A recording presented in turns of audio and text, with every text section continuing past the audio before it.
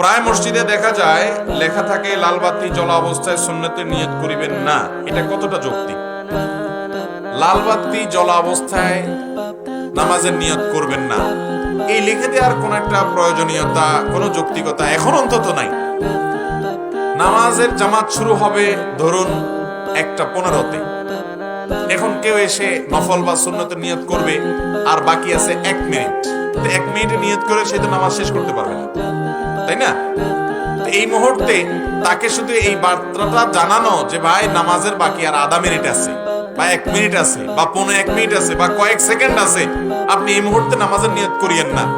এটা মৌলিকভাবে খারাপ কিছু না যে সে দাঁড়িয়ে অপেক্ষা করবে, যেহেতু কয়েক সেকেন্ড আছে। কথা কি বুঝাতে পারছি? কিন্তু যেহেতু এখন নামাজের জামাত কয়টায় হয় প্রত্যেকটা মসজিদের সামনে লেখা আছে না নাই, তাহলে এটা যে কারোর জন্য সহজ। অনেক মসজিদে তো 4-5 মিনিট আগে থেকে লাইট জ্বালা রাখে, লাল বাতি আছে না নাই, এটার কোনো প্রয়োজন